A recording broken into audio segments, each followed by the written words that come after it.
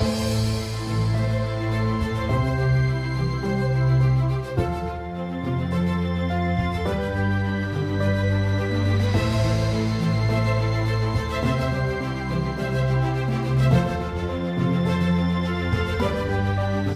को जहाँ तक तैयारी कर रहे हैं शुभकामनाएं मेरी बहुत बहुत।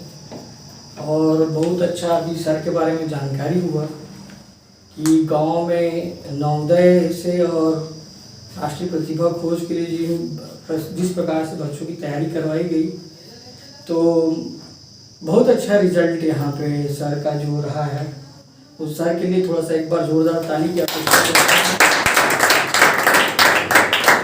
वास्तव में हम लोग जब पढ़ लेते हैं ना, तो गांव की तरफ वापस आने के लिए नहीं सोचते हैं, है ना। और बहुत कम ऐसा मौका मिलता है। विनायक जैसे होनहार स्टूडेंट जब वापस गांव में आके गांव के लोगों को जब सिखाते हैं या पढ़ाते हैं या बताते हैं, तो मुझे अच्छा लगता है कि चलो कुछ अच्छी चीज़ें जो है वो लिटिया स्कूल से निकल के आई है ना। तो मैं विनायक के लिए भी एक बार जोरदार ताली की अपेक्षा करता हूँ।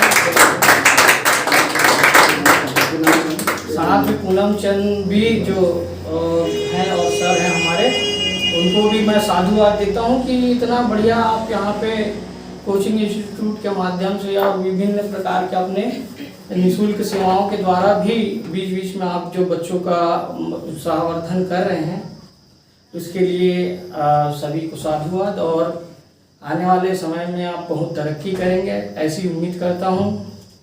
और प्रतियोगी परीक्षा के बारे में मेरी शुरुआत कब हुई ये मैं खुद नहीं जानता। अचानक झटके में एक एग्ज़ाम में बैठा, बहुत तेज फीवर था, मैं आधे में काफ़ी छोड़ के आया।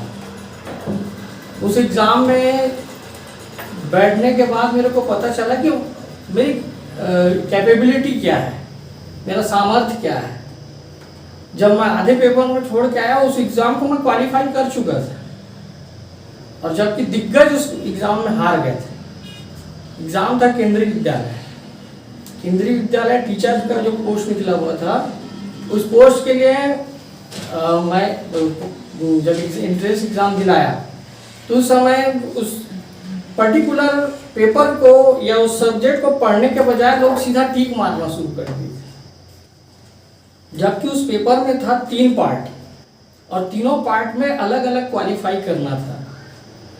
और इस चीज़ को मैं पढ़ के गया था घर से, तबीयत ठीक नहीं थी, उसके बावजूद तीनों पार्ट को मैंने अलग अलग तरीके से सॉल्व किया, और तीनों पार्ट को ज़्यादा सॉल्व नहीं किया। जितना मेरा जो बोलते हैं ना नंबर क्वालिफाई करना, उससे ज़्यादा को छूना है, मैंने वैसा ही किया और पेपर छोड़ के आ गया। पूरे छत्तीसगढ़ में केवल 2 लोग क्वालिफाई थे, एक मैं और एक गर्ल्स थी कोई, केवल 2 लोग। कारण ये था, मेरे से इंटेलिजेंट लोग थे, लेकिन पेपर क्या बनाना है ये इंटेलिजेंस ही नहीं थी कि अलग अलग पार्ट में क्वालिफाई होना है। वैसे ही हम लोग जब नेट एग्ज़ाम दिलाते हैं, तो नेट एग्ज़ाम में पार्ट 1 क्वालिफाई होने के बाद पार्ट 2 का पेपर चेक होता है। तो जनरली हम लोग पार्ट 1 पेपर को बड़े इजी से ले लेते हैं और क्वालिफाई नहीं कर पाते, और क्वालिफाई नहीं करते, लेकिन अपने सब्जेक्ट में अपनी पकड़ बहुत अच्छी है, हम लोग वैसा पढ़ते हैं, जिसके कारण से क्या हो जाता है कि पार्ट 2 जो पेपर है वो तो बहुत अच्छा बना, लेकिन पार्ट 1 हम फेल हो गए। तो जब भी हमको इस टाइप की चीज़ें हैं, वो गाइडेंस तो आराम से करेंगे। यहाँ पे बहुत अच्छे यहाँ पे टीचर्स हैं हमारे, और शुरू से एक ही चीज़ बोल रहा हूँ, हर बार मैं अपने स्टूडेंट्स को ये बोलता हूँ बार बार कि जब भी भगवान से मांगना तो पूरा पूरा मांगना, अधूरा कभी मत मांगना। हुआ ये कि एक इंटरव्यू के बाद हमारे कोचिंग इंस्टीट्यूट में एक बंधु आया, थोड़ा एटीट्यूड उनका चेंज हो गया। भगवान से मैं बोला, भगवान एक बार तो मेरे को इंटरव्यू में बैठा दे। हुआ वही, इंटरव्यू में बैठाया, बस क्लियर नहीं हुआ। इसलिए बोल रहा हूँ, जब भी भगवान से मांगना है क्लियर मांगना है, ठीक है। उन्होंने पूरा इच्छा पूरा कर दिया मेरा कि जा बेटा, इंटरव्यू तक तो तू पहुंच ही गया, जा, है ना। नौकरी में 6 पोस्ट थी, 7वां नंबर क्वालिफाई किया, लेकिन मांगना अधूरा हो गया ना। इसलिए भगवान से जब भी मांगना पूरा अच्छे मन से और सही से, और पूरा क्लियर, है ना। नहीं तो क्या है, एक वॉचमैन है, वो भगवान से बहुत पहले मांगा था कि जहाँ पैसा बरसता हो मुझे वहीं बैठाना। आज वो एटीएम का वॉचमैन है। तो थोड़ा सा आप लोग जब भी मांगे भगवान से थोड़ा ज़्यादा क्लियर करके मांगे, है ना। मिलता जरूर है। देखिए होता क्या है, कोई भी एग्जाम का एक सिलेबस होता है, ठीक है। एक सिलेबस के अलावा कुछ नहीं होता, मैं आपको बताता हूँ। जो लोग वो बनाते हैं ना IAS IPS एग्जाम इतने घंटे इतने, कुछ नहीं। आप जो डेली रूटीन में जो पढ़ोगे ना, मैं आराम से बोल रहा हूँ गारंटी के साथ, हाँ दिल से पढ़ना है, कोई डाउट उस सब्जेक्ट में नहीं रहना चाहिए। ऐसा पढ़ना है कि एक कंकड़ भी शेष ना रहे। आप IAS IPS क्लियर हो, है ना, इसमें कोई डाउट नहीं। सिलेबस से बाहर का आएगा नहीं। हम कितना भी कर लें, हमारी तैयारी 80% से ज्यादा हो ही नहीं सकती, ठीक है। फाइट होता है 70% के आसपास, रिजल्ट में फाइट होता है 70% के आसपास, लेकिन 0.25% में कितने हजार लोग करते हैं। वहां पे वो जो 0.25 जो करता है ना, वो बड़ा खतरनाक होता है, ठीक है।